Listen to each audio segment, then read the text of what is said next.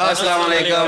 नमस्ते, उम्मीद करता हूँ फिट होंगे, बेहतरीन होंगे, अपनी लाइफ अच्छे से एंजॉय करोगे। हम तीनों की तरह आज एक और वीडियो और उसका टाइटल है। वीडियो का टाइटल है G Parle G heart touching success story case study history world's number 1 biscuit live Hindi. Original video का लिंक डिस्क्रिप्शन में जो लाजमी इनको भी सपोर्ट करें, हमें भी सपोर्ट करें। मेरा नाम है राणा मोहम्मद, मेरे साथ हैं वाले Shaklan Iqbal, Mohammad Sameer Khokhar. So guys let's start.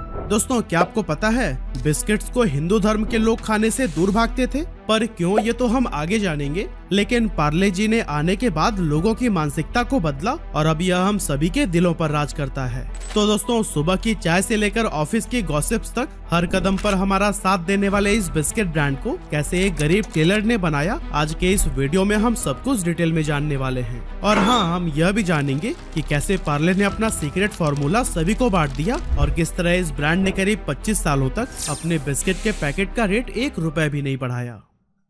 Parle जी, शायद ही कोई ऐसा भारतीय होगा जिसने चाय में ये बिस्किट डुबोकर न खाया हो। और हाँ, कमाल की बात तो ये है कि जितना लगाव आपको इस बिस्किट से है ना, उतना ही हमारे मम्मी पापा और दादा दादी को भी है। यही वजह है कि इसे एक बिस्किट नहीं बल्कि एक इमोशन कहा गया है। और इस इमोशन की नींव रखी गई थी ब्रिटिश राज में, जब बिस्किट्स खाना हम भारतीयों के लिए एक सुनहरे सपने से ज्यादा कुछ भी नहीं था। लेकिन वो कैसे, इसे समझने के लिए हमें लेट 19th सेंचुरी में चलना होगा। एक्चुअली उस टाइम पर मार्केट में गिने चुने कुछ बड़े बड़े दुकानों में बिस्किट से भरा हुआ एक खास किस्म का चौकोर सा दिखने वाला यह टीन का डिब्बा मिलता था, जिस पर बड़े बड़े टेक्स्ट में लिखा होता था हंटले एंड पामर्स। इस डिब्बे को दुकान से खरीदकर सीधे अंग्रेजों के महल में पहुंचा दिया जाता था, जिसे बड़े बड़े अंग्रेजी अफसर सुबह और शाम की चाय की चुस्कियों के साथ में एंजॉय किया करते थे। और इंडियंस उसे दूर से ही देखकर सोचा करते थे कि आखिर ये कौन सी नई इजाद है। जल्दी ये बिस्किट्स हमारे राजा महाराजा और कुछ अमीर इंडियंस के घरों तक भी पहुंच गए, लेकिन इनकी कीमत इतनी ज्यादा थी कि मिडिल क्लास या गरीब लोग इसे खरीदने के बारे में सोचने से भी कतराते थे। अब ये बिस्किट अमीरों की चाय का साथी तो बन गया था, लेकिन बहुत से अपर क्लास हिंदू जो इसे अफोर्ड तो कर सकते थे, फिर भी अपने घर में लाने या फिर खाने से दूर भागते थे, क्योंकि इन बिस्किट्स को बनाने के लिए बेकर्स अंडे का इस्तेमाल किया करते थे। लेकिन बाद में इस समस्या का समाधान लेकर आए लाला राधा मोहन, जिन्होंने 1998 के दौरान दिल्ली में हिंदू बिस्किट्स नाम की एक कंपनी की शुरुआत की, जिसका मकसद हिंदुओं के बीच बिस्किट्स को पॉपुलर बनाना था। इस काम के लिए कंपनी ने सिर्फ ब्राह्मणों और अपर कास्ट के हिंदुओं को ही हायर किया, ताकि उनके बिस्किट्स कास्ट कॉन्शियस हिंदुओं की नजर में भी एक्सेप्टेबल हो सके। पहले ही साल में कंपनी ने अपने बिस्किट्स का एडवर्टीजमेंट दिया, जिसमें बताया गया था कि बिस्किट्स की बेकिंग से लेकर पैकेजिंग तक का पूरा काम सिर्फ अपर क्लास हिंदुओं के हाथों से ही किया जाता है।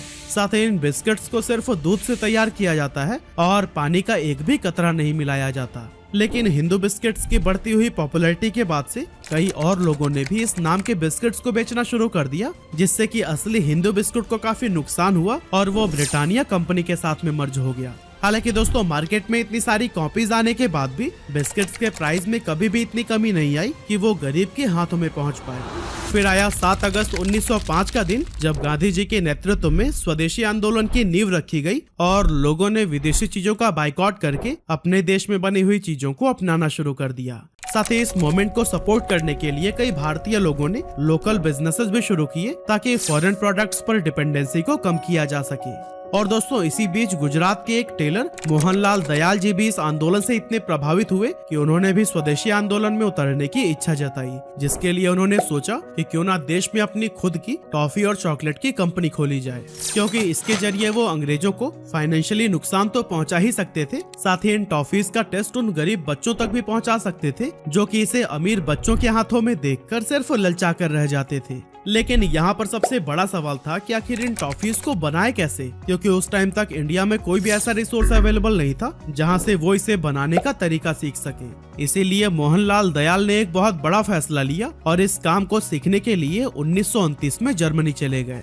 कुछ समय तक वहाँ उन्होंने टॉफी मेकिंग टेक्निक सीखी और जब इंडिया वापस आने लगे तो अपने साथ एक टॉफी बनाने वाली मशीन भी लेकर आए। मोहनलाल दयाल ने वापस आने के बाद से मुंबई के विले पार्ले इलाके में एक पुरानी बंद पड़ी फैक्ट्री को खरीदा और यहीं पर अपने मशीन्स को फिट किया। शुरुआत में कंपनी में सिर्फ 12 लोग काम करते थे, जो कि मोहनलाल के फैमिली मेंबर्स ही थे। और अपनी कैपेबिलिटीज के अकॉर्डिंग इनमें से किसी ने मैनेजर का पद संभाल लिया, किसी ने टॉफी मेकर का और कोई पैकेजिंग एंड सप्लाई को देखने लगा। अब शुरुआत में किसी ने भी इस बात पर ध्यान नहीं दिया कि कंपनी का कोई नाम भी होना चाहिए और इसीलिए काफी समय के बाद इसकी लोकेशन यानी विले पार्ले के नाम पर ही कंपनी का नाम पार्ले रखा गया। इस कंपनी का पहला प्रोडक्ट था एक ऑरेंज कैंडी, जो कि उस टाइम पर काफी पॉपुलर हुआ था। लेकिन दोस्तों मार्केट में अफोर्डेबल बिस्किट्स न होने की वजह से मोहनलाल दयाल ने इस गैप को फिल करने की सोची और साल 1939 में पार्ले ने पहली बार अपने बिस्किट्स को मार्केट में उतारा, जिसका नाम रखा गया था पार्ले ग्लूको। सस्ते दाम और अच्छे क्वालिटी की वजह से ये बिस्किट बहुत जल्द लोगों के बीच काफी पॉपुलर हो गया और सेकेंड वर्ल्ड वॉर के दौरान भी इंडियन एंड ब्रिटिश दोनों ही आर्मी ने इस बिस्किट को खूब कंज्यूम किया था। जब 1947 में भारत आजाद हुआ तो उस समय अचानक से गेहूं की कमी हो गई, जिसके चलते पार्ले को अपने ग्लूको बिस्किट के प्रोडक्शन को रोकना पड़ गया, क्योंकि इसका मेन इंग्रेडिएंट ही गेहूं था। लेकिन बाद में इस संकट से उबरने के लिए पार्ले ने जौ से बने हुए बिस्किट्स बनाना शुरू किया और एक एडवर्टीजमेंट में स्वतंत्रता सेनानियों को नमन करते हुए अपने कंज्यूमर्स से अपील की कि जब तक गेहूं की सप्लाई नॉर्मल नहीं हो जाती तब तक जौ से बने बिस्किट्स का इस्तेमाल करें। खैर बाद में हालात नॉर्मल हो गए और पार्ले फिर से जौ की जगह गेहूं का इस्तेमाल करने लगा। अब अगले कुछ सालों तक तो सब कुछ ठीक ठाक चलता रहा, लेकिन 1960 के करीब कई सारी और भी कंपनीज ने ग्लूको बिस्किट के नाम से ही अपने बिस्किट्स को लॉन्च करना शुरू कर दिया। अब इससे कंज्यूमर के बीच में कंफ्यूजन बढ़ने लगी कि आखिर ओरिजिनल ग्लूको बिस्किट है कौन सा, और यही वजह थी कि इस टाइम पर पार्ले की सेल्स लगातार गिर रही थी। लेकिन दोस्तों अपनी गिरते हुए सेल्स को देखते हुए कंपनी ने एक बहुत ही स्ट्रैटेजिक मूव लिया और अपनी ब्रांडिंग को इम्प्रूव करने के लिए काम करने लगे। इसके लिए सबसे पहले तो इन्होंने नई पैकेजिंग बनाने का फैसला किया, जिसके बाद से पार्ले का बिस्किट एक पीले वैक्स पेपर में लपेट कर आने लगा। इसके ऊपर लाल रंग की पार्ले ब्रांडिंग के साथ साथ एक छोटी लड़की की तस्वीर भी लगी थी और इस लड़की के इलस्ट्रेशन को advertising agency Everest brand solution के मगनलाल दैया ने तैयार किया था। इस नई ब्रांडिंग ने बच्चों और उनके पेरेंट्स को खूब अट्रैक्ट किया, साथ ही बाकी के ब्रांड्स के बीच पार्ले अपनी एक अलग छाप छोड़ने में भी कामयाब हो गया। इसके बाद से साल 1982 में कंपनी ने पार्ले ग्लूको को पार्ले जी के रूप में रीपैकेज किया, जिसमें जी का मतलब था ग्लूको। और इसी साल यानी 1982 में ही पार्ले जी का पहला टीवी कॉमर्शियल आया, जिसमें एक दादाजी अपने नाती पोतों के साथ गाते हुए नजर आ रहे थे, स्वाद भरे शक्ति भरे पार्ले जी। चाहत अपनी यही है जी, अपनी भी स्वाद भरे शक्ति भरे बरसों से पार्ले जी। इसके बाद से 1998 में पार्ले जी को शक्तिमान के रूप में ब्रांड एंडोर्सर मिला। और अगर आप 90s के किड हैं तो फिर ये बताने की जरूरत ही नहीं कि बच्चों के बीच शक्तिमान कितना ज्यादा पॉपुलर था। ऐसे में अपने फेवरेट सुपर हीरो शक्तिमान की वजह से बच्चों में पार्ले जी खूब पसंद किया जाने लगा। इसके बाद से जी मने जीनियस, हिंदुस्तान की ताकत, रोको मत टोको मत जैसी टैगलाइन ने पार्ले जी को हमेशा चर्चे में बनाकर रखा। अब दोस्तों आज के टाइम पर पार्ले का एक बहुत बड़ा पोर्टफोलियो है, जिसके अंडर कई तरह के बिस्किट्स, कैंडीज और नमकीन आते हैं। और काफी सारे लोगों को लगता है कि बिस्लरी, बेली, फ्रूटी और एप्पल फिज भी पार्ले के ही अंडर आता है। लेकिन क्या सच में ऐसा है? अब इसे समझने के लिए पहले हमें मोहनलाल जी के परिवार को एक बार देखना होगा। एक्चुअली मोहनलाल जी के 5 बेटे थे, जिनमें से बड़े बेटे जयंती लाल चौहान ने पारिवारिक बिजनेस से अलग होने का फैसला किया और उन्होंने पार्ले एग्रो की शुरुआत की। और आज बेली, फ्रूटी और एप्पी फिज जैसे पॉपुलर प्रोडक्ट्स इसी कंपनी के अंडर आते हैं। 1970s के दौरान जयंती लाल चौहान ने अपने इस बिजनेस को अपने 2 बेटों प्रकाश चौहान और रमेश चौहान में स्प्लिट कर दिया था, जिसके बाद से पार्ले एग्रो प्रकाश चौहान के हाथों में आ गई और रमेश चौहान के अंडर बिस्लरी ब्रांड आता है। इस तरह से जयंती लाल चौहान के परिवार से अलग होने के बाद पार्ले प्रोडक्ट्स के मालिक बने मोहनलाल जी के 4 बेटे मानिकलाल, पीताम्बर, नरोत्तम और कांतिलाल चौहान। अब दोस्तों शुरुआत में तो पार्ले अपने सस्ते और अच्छे क्वालिटी की वजह से बिस्किट मार्केट को पूरी तरह से डोमिनेट कर रहा था, लेकिन हैरानी की बात तो यह है कि करंट सिनारियो में भी पार्ले का इंडिया में 40% से ज्यादा मार्केट शेयर है, जो कि किसी भी बिस्किट ब्रांड में सबसे ज्यादा है। ऐसे में यह जानना काफी इंटरेस्टिंग है कि करीब 100 साल बाद भी मार्केट को डोमिनेट करने के लिए पार्ले ने कौन कौन से टैक्टिक्स को अपनाया।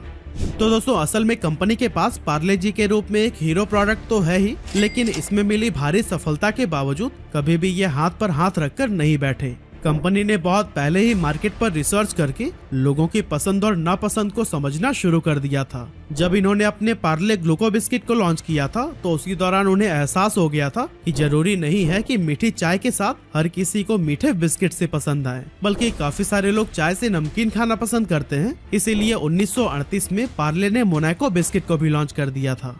बच्चों और यंगस्टर्स को अट्रैक्ट करने के लिए 1956 में कंपनी ने पार्ले चीजलिंग्स को भी लॉन्च किया था, जो कि एक बहुत यूनिक प्रोडक्ट था और इसके छोटे छोटे स्क्वायर शेप वाले नमकीन उस टाइम पर खूब पॉपुलर हुए थे। इसके बाद से 1963 में पार्ले अपनी टॉफी लेकर आया किस्मी, जिसे आप में से भी काफी सारे लोगों ने खाया ही होगा। 1966 में पार्ले ने पॉपिंस को लॉन्च किया, जिसकी रंग बिरंगी कैंडीज बच्चों के बीच खूब पसंद की गई। इसके अलावा पार्ले ने Melody, Krackjack, 2020 Magix, Milk Shakti, Mango Bite, London Dairy और हाइड एंड सीक की तरह ही कई सारे प्रोडक्ट्स को मार्केट में उतारा, जो कि काफी पसंद किए गए और इनकी मदद से पार्ले इंडिया के बिस्किट मार्केट पर अपना कब्जा जमाने में कामयाब हो गया।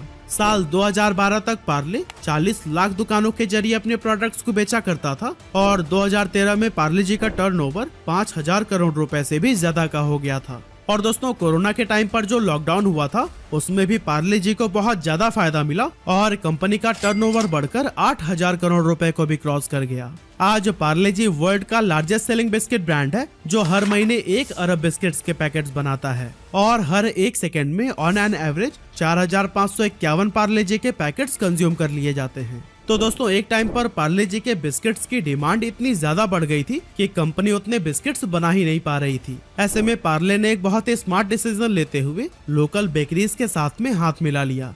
इसके बाद से कंपनी ने उन बेकरीज को अपने बिस्किट्स का सीक्रेट फार्मूला दे दिया, जिसकी वजह से बिस्किट्स की बेकिंग को लेकर कंपनी से लोड तो कम हुआ ही, साथ ही ऑटोमेटिकली एक स्ट्रॉन्ग सप्लाई चेन भी क्रिएट हो गई, क्योंकि जिस दुकान से पार्ले बिस्किट्स खत्म होते थे वहां उनके नियरेस्ट बेकरी से तुरंत ही नए पैकेट्स पहुंचा दिए जाते थे। अब ये स्ट्रैटेजी कुछ समय तक तो बहुत अच्छी काम करती रही, लेकिन बाद में जब मैसिव ऑर्डर्स आने लगे तो फिर कंपनी का ध्यान प्रोडक्शन बढ़ाने पर ज्यादा रहने लगा। अब दोस्तों, ज्यादा प्रोडक्शन के लिए उन्हें ज्यादा रॉ मटेरियल्स की जरूरत थी, जिसे बल्क में परचेज करने पर काफी डिस्काउंट मिल जाता था। और दोस्तों, कुछ इसी तरह का फायदा पार्ले जी को भी मिला और बल्क प्रोडक्शन के बाद में उनका प्रॉफिट बहुत ज्यादा इंक्रीज हो गया। अब मार्केट में बहुत बड़ी संख्या में ऐसे लोग थे जो कि पार्ले जी के दीवाने थे और शॉपकीपर्स भी स्टॉक खत्म होने के पहले ही ऑर्डर देने के लिए परेशान हो जाते थे।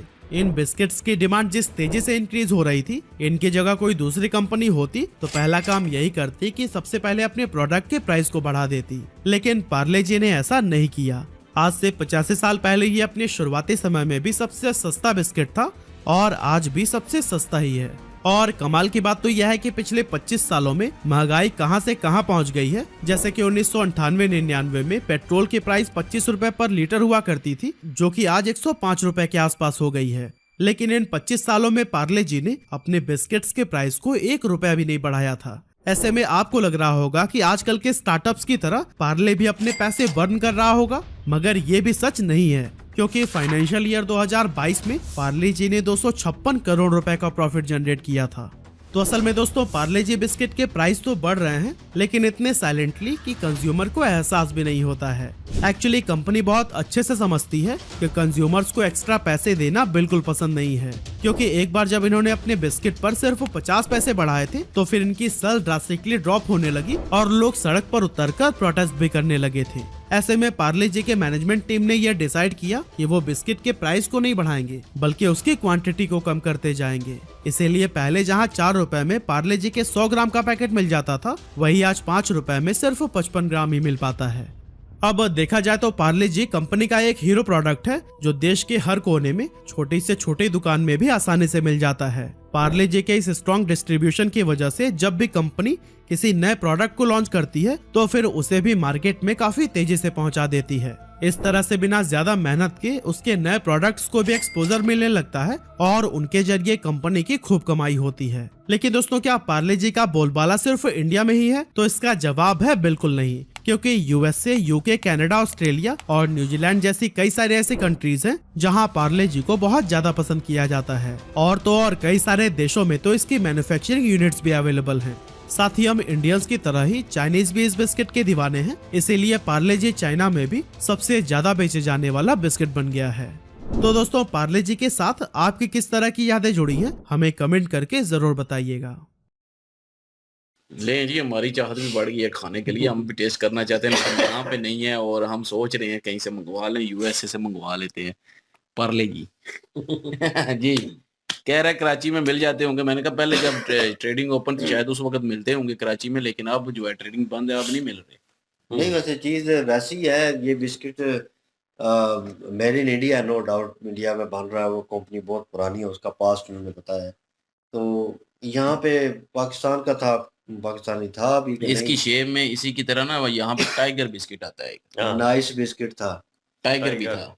नाइस टाइगर बिस्किट तो है, लेकिन हाँ, नाइस बिस्किट जो है वो बहुत पुराना है, 90s के दौर का। चीनी लगी होती थी उसके ऊपर और वो बड़ा मजे का था, 4 पीस उसमें लेकिन होते थे। इसके ऊपर चीनी नहीं लगी हुई। इसके ऊपर चीनी नहीं है, लेकिन वो सेम जो मैं कहने लगा हूँ कि यार हमने वो 90s के दौर में वो खाए हैं और वो उस चीज़ को अभी भी मिस करते हैं कि यार वो बिस्किट बड़ा ज़बरदस्त था। हमारी शाम की चाय और वो स्कूल की किताबें लेके बैठ जाना माल्टा और वो, टॉफियाँ। और बिल्कुल मतलब ऐसी चीज़ें थी और उनमें बिस्किट जो है एक अहम रोल था, नो डाउट। अभी भी बच्चे खाते हैं लेकिन थोड़ा टेस्ट वाइज थोड़ी चीज़ें जो हैं उनकी वो चेंज हो गई हैं। लेकिन पहले हमारे पास ये कह लें कि इन चीज़ों की क्वांटिटी जो है, चॉइस जो है वो कम थी, लेकिन ये है कि वो अच्छी थी क्वालिटी। और पाकिस्तान में ये हमेशा मैंने देखा है कि चीज़ आती है 2 महीने 4 महीने बहुत अच्छी चलती है, उसकी क्वालिटी बहुत अच्छी होती है, प्राइस बड़ी ज़बरदस्त होती है, अफोर्डेबल होती है। लेकिन जब भी अरसा गुजरता है 4-5 महीने या साल कह लें गुजरेगा, उसके बाद वही प्रोडक्ट दोबारा टेस्ट करेंगे तो लगेगा यार ये क्या हो गया? ये इसमें ज़मीन आसमान का फ़र्क हो गया है, या टेस्ट वैसा नहीं रहा, या मेरा खाने को दिल नहीं कर रहा। असल में 2 नंबरी शुरू हो जाती है। लेकिन इस कंपनी ने अपने उस मेयार को, स्टैंडर्ड को कायम रखा और ये भी देखा कि हमारे जो कस्टमर्स हैं, वो किस चीज़ को प्रेफ़रेंस दे रहे हैं और वो क्या चाहते हैं, उनकी नीड्स क्या हैं। तो एक अच्छी कंपनी जो है, एक अच्छा सोचने वाला मैं कहूँ कि ओनर जो है पीछे मौजूद था। एक फुल आइडिया था, एक पूरी टीम थी और उसने फिर इस चीज़ को इम्प्लीमेंट किया कि क्या-क्या चेंजेज़ होने चाहिए, क्या-क्या नई प्रोडक्ट जो है वो मार्केट में लाएँ और किस तरह लाएँगे और कितनी प्रोडक्ट लाएँगे। और सिचुएशन के हिसाब से चल रहे थे, बड़ों के लिए भी और बच्चों के लिए भी। बच्चों में वो चीज़ जो है अगर पॉपुलर हो जाती है, वो कंपनी कभी नीचे नहीं आ सकती। अगर वो अपनी क्वालिटी मेंटेन रखेगी, उस प्राइस को। इन्होंने कह लें कि कुछ सेंट जो हैं, कुछ पैसे जो हैं ऊपर बढ़ाए होंगे जो पार्ले के पैकेट पे, और वो उनकी कंपनी जो है नीचे आना शुरू हो गई। दूसरी चीज़, जो दूसरी कंपनीज़ थी इनको कॉपी करना शुरू कर दिया उन्होंने। वो सबसे बुरी चीज़ यहाँ पे भी होता है। और नाउ ऑन तो ये एक आम खेल बन गया कि एक बड़ी कंपनी को भी वो अभी तो वो एक किस्म का कह लें कि वो रजिस्टर्ड करवा देते हैं। लॉ के हिसाब से रजिस्टर्ड हो गया। अब ना तो उनका कोई लोगो यूज़ कर सकेगा, ना भाई उनका फ़ॉर्मूला आप यूज़ कर सकते हैं, ना वैसा आप कुछ प्रोडक्ट बना सकते हैं। उससे डिफरेंट ही आपको अपनी प्रोडक्ट जो है वो इन्वेंट करनी पड़ेगी, वो मार्केट में लॉन्च करनी पड़ेगी। वो अगर चलती है उसके मुकाबले में तो ज़ोर लगा लें। वरना कंपनीज़ जो हैं पूरा ज़ोर लगाती हैं अपना, इन्वेस्ट करती हैं एडवर्टाइज़मेंट में आगे-पीछे, बड़े-बड़े फ़नकारों को।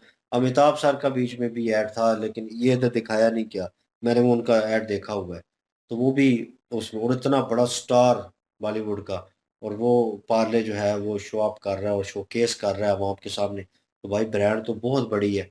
और एक बंदा के जिसने सोचा कि जैसे कहानी उन्होंने सुनाई कि वो गोरों के दे उस वक़्त की बात है जब ब्रिटिशर थे यहाँ पे, और वो डब्बे जिनकी बात कर रहे थे वो मैंने देखे हुए हैं। और वो डब्बे वाक़ई मैंने देखे हुए हैं। और क्योंकि ये मैं कह नहीं सकता लेकिन बचपन में वो फ़ीलिंग होती है कि बंदा ललचाता है कि यार ये कब मिलेंगे। वो गोल डब्बे में होते थे और डिफरेंट शेप में होते थे। उनमें एक रैप किया होता था, एक कली होती थी लगी हुई, एक किस्म का पेपर था कोई, और वो पेपर लगा होता था उसके ऊपर। और मुख्तलिफ डिज़ाइन में और मुख्तलिफ टेस्ट के अकॉर्डिंग जो है वो बिस्किट होते थे उसमें। और वो बिल्कुल स्टील का बना होना, इतना वो होता था। और ये लंबे वाला डब्बा जो है ये मैंने नहीं देखा, लेकिन वो गोल वाला वो मैंने देखा हुआ है। और इस तरह की चीज़ें जो हैं वो लजाती थी कि यार कैसे होगा और किस तरह होगा, ये खाने में कैसे होंगे। और चाचू थे मेरे ख़्याल में सऊदीया में, उन्होंने वहाँ से दुबई से परचेज़ करके और वो वहाँ से या पाकिस्तान लेके आए। तो वो उसमें बाद में खाने के बाद वो डब्बा खाली हुआ तो उसमें सुइयाँ और नलकियाँ और पता नहीं क्या-क्या रखा। तो वो डब्बा बार बार दिखता था, इसमें बिस्किट थे ना, ये हमने खाए थे, हाँ जी वो पता है। तो वो चीज़ थी, वो मेमोरी है हमारे पास। लेकिन एक कंपनी जो है, इंडियन कंपनी, जिसने इतनी स्ट्रगल की, और एक बंदे ने जो मतलब वो काम करता था, दर्जी का काम करता, और वो उसने एक आइडिया जो है निकाला और सोचा कि यार ये भी होना चाहिए, ये स्नैक्स जो है ये अच्छी चीज़ है। वो जो गोरों की पहुंच तक थे, वो इंडियन जो लीड क्लास थी उनके पास आए, और उसके बाद फिर आम आवाम तक अप्रोच कैसे की, ये स्ट्रगल जो है दिखाती है। और अभी तो लोग देखेंगे पार्ले जनाब एक कंपनी, और उन्होंने बड़ी स्ट्रगल की है। तो स्ट्रगल पीछे जो हुई है, वो उन्होंने एक किस्म का पास्ट का रिव्यू करवाया हमें कि यार ये हुआ, और यहाँ से। और बिस्किट टेस्ट में कैसा होगा, आई डोंट नो। अब आप ये मत कहिएगा कि हम बेच देते हैं, तो बेच दें अगर बेच दें तो। लेकिन नहीं, ये है अगर कि यहाँ पे होता तो हम टेस्ट जरूर करते। नहीं होगा, नाइस बिस्किट की तरह ही। दो बिस्किट आते थे, एक नाइस आता था और एक ऑरेंज फ्लेवर में था, और वो सेम इसी तरह चोरस में था, मतलब वो ट्रांसपेरेंट उसमें होता था कवर में। और नाइस बिस्किट भी जो है वो भी ट्रांसपेरेंट में होता था। वो मेरा बड़ा फेवरेट था। मैं तो जैसे हम अभी नाउ ऑन कैंडी भी 2 नंबर आने लगे हैं, वो कैंडी आते हैं तो मैं चाय के बगैर भी उसको टेस्ट करता हूँ। मज़े का बिस्किट है वो, चॉकलेट फ्लेवर में, और कोको पाउडर का वो टेस्ट आता है, तो वो अच्छा लगता है उसको खा के, और मज़ा आता है, एंजॉय करता है बंदा, ठीक है ना। तो वो एक किस्म का वो हिसाब था नाइस बिस्किट के साथ। लेकिन वो भी वक्त के हिसाब से ख़त्म हो गया, और उसके बाद आया नहीं, और हमें कहीं देखा भी नहीं। तो अभी वो चीज़ें अगर दोबारा हमें देखें या हम टेस्ट करें, तो उस टेस्ट के अकॉर्डिंग हो, तो मज़ा आ जाएगा यार। दिल करेगा बार बार कि यार हाँ, एक किस्म का बचपन आपका जो है वो दोबारा जिंदा हो जाता है, और वही फीलिंग और वही चीज़ें जो हैं वो दोबारा होती हैं। लेकिन उन्होंने स्ट्रगल बताई, और स्ट्रगल नो डाउट जी, बहुत सारी कंपनीज हैं इंडिया में जो जिन्होंने किया है, और अभी उन्होंने नाम क्रिएट किया, और मार्केट में उनका नाम है, एक स्टैंडर्ड है उनका। और ये अच्छी चीज़ है कि उन्होंने सेम प्राइस में जो है वो चीज़ की रखी हुई है, और क्वालिटी भी अच्छी है। क्वालिटी सेम है ना, और मकसद ये है। क्वांटिटी मकसद नहीं है, क्वांटिटी तो क्योंकि चलो भाई उनको कम होनी नुकसान जाहिर होगा। है, उनको नुकसान होगा अगर। महंगाई भी तो हो गई है ना पहले से। तो लेकिन एक बात ये है कि जो शुरू में पहले लोग होते थे ना, वो उनको अफोर्ड नहीं कर पाते थे वो चीजें लेने से, क्योंकि हमारे बड़े बताते हैं कि उस वक्त बड़ा वो और दौर था। अठन्नी तो चवन्नी और वहां उस वक्त लोगों के पास इतना पैसा नहीं होता था। आज यकीन करें, लोग बादशाहों वाली जिंदगी गुजारते हैं। अगर आम बंदा भी है ना, तो वो भी बादशाह बन के बैठा होता है। तो लेकिन उस वक्त ये दो साहब नहीं था। तो उस वक़्त फिर लोग जो है वो लोगों की पहुँच से ये चीज़ें सारी दूर थी। तो बाद में जो है वो हिंदू जो अपर क्लास थे, उन्होंने भी जो है वो ये चीज़ नहीं खाई, क्योंकि अंडा होता था बीच में। तो हाँ, बाद में जो है वो फिर जो है वो दूसरी कंपनी एक बनी, वो भी ठप हो गई। फिर जो है वो इनको ख़्याल आया, इन्होंने बनाया, और प्योर गंदम से जो है वो तैयार किया गया। और उसके बाद जो है वो एक कीमत भी सस्ती और आम लोगों की पहुँच तक पहुँच गया। तो हम्म, आम लोगों की पहुँच तक पहुँचा, तो लोगों ने जो है वो धड़ाधड़ खरीदा फिर, और वो यूज़ करने लगे। और आज भी लोग इस चीज़ के दीवाने हैं। ये चीज़ देखने वाली है कि आज भी लोग इसको खाना पसंद करते हैं। तो बड़ी काफ़ी बात है। सारे लोग हैं जो कि इसको खाते हैं। जैसे कि उन्होंने बताया 40% शेयर है इसका मार्केट में, खाली ये सेक का, पार्ले का। तो पार्ले की और प्रोडक्ट निकली हैं, माल्टा टॉफ़ियाँ पहले उन्होंने बताया वो निकली थी। तो उस वो सोच के तो मुझे भी याद आ गई, यहाँ पे भी तकरीबन ₹1 की ना, पहले शुरू-शुरू में जब बिल्कुल छोटा था तो 16 मिलती थी। तो गोल जो होती थी, गोल सी, हम्म, ट्रांसपेरेंट कवर में ही होती थी। हाँ, तो वो ₹1 की 16 मिलती थी, फिर 8 मिलनी शुरू हुई। तो इस तरह करके जो है वो बड़ी खाई हैं, लेकिन वो भी नापैद हो चुकी हैं, वो भी ख़त्म हो चुकी हैं। आज होती तो आज फिर हम लेके खाते वो वाली। लेकिन ये है कि इन्होंने प्रोडक्ट काफ़ी निकाले, वो उसके टेस्ट बाद नहीं जो है होगा। टेस्ट वाक़ई नहीं होगा। वो ख़ासी अच्छी बड़ी थी। हम्म, एक टॉफ़ी जो है वो भी बड़ी थी, और ₹1 की 16 मिलती थी। आज दैट तो टाइम यार वो बहुत थी हमारे लिए। तकरीबन 98 का दौर था उस वक़्त। 90 का दौर ही है, मतलब वही। 98, 92 99, से लेकर 90 तक रहा है। 2000, इस ये वाला जो है ना साल थे जब वो मिलते थे। तो उस वक़्त ₹1 की कितनी वैल्यू थी। तो आज आज ₹100 की भी वो वैल्यू नहीं है। तो इतना जिसकी फ़र्क पड़ क्वालिटी भी चुका है। नहीं है। क्वालिटी भी नहीं है, ये बात भी बिल्कुल ठीक है कि क्वालिटी भी नहीं है, लेकिन पार्ले बिस्किट ने जो है अपनी क्वालिटी बरकरार रखी है। और उन्होंने बताया बिल्कुल। कि कैसे-कैसे जो है वो इन्होंने शुरुआत की, और कैसे जो है यहाँ तक पहुँच चुके हैं अब। और कितनी प्रोडक्ट हैं इन्होंने लॉन्च की हैं, और जितने वो कहते हैं ना, नकालनुशी होशियार रहे हैं, तो कितने निकाले थे जो कि कॉपीज निकले हैं वो। वो इन्होंने जो है वो बनाना शुरू कर दिया। अब जैसे एक मिसाल लें, यहाँ पे एक सुपर बिस्किट निकलता है। यकीन करें 10 उसकी कॉपियाँ हैं। किसी ने नाम लिखा हुआ है डुपर, किसी ने मतलब सुपर जो ओरिजिनल है SUPER है, ठीक है? किसी ने लिखा हुआ नाम SOOPER, सुपर सोपर, और किसी ने जो है वो डुपर, किसी ने जो है वो लूपर, इस तरह के नाम रख के जो है वो मार्केट में इतने इतने आए हुए हैं। सेम पता ही नहीं चलता, बंदा जब खरीद के गौर से देखता है तब पता चलता है ये तो और है, ये तो सुपर है ही नहीं ओरिजिनल। तो इस तरह लोगों ने कापियां, मतलब के कंपनीज ने कापियां की हुई हैं, जो अगर कोई एक बिस्किट चलता है तो उसके हिसाब से, या कोई भी चीज चलती है उसके हिसाब से कापियां निकाल देते हैं, लेकिन लोगों को पता ही नहीं चलता। कंपनी में तो मजाक कर रही है ना, आज 10 रुपए होते हैं ज्यादा, तो 2 दिन बाद मैंने बिस्किट मंगाए अब तो 50 रुपए हो 100 गए रुपए हैं। हो गया। मैंने कहा है, कहते हैं पहले 90 का था, आप इतने के हो गए हैं।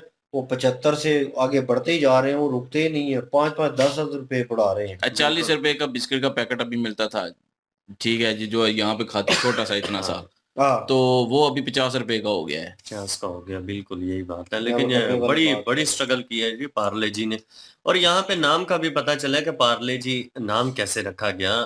विले पार्ले एक फैक्ट्री थी, वो बंद पड़ी हुई थी।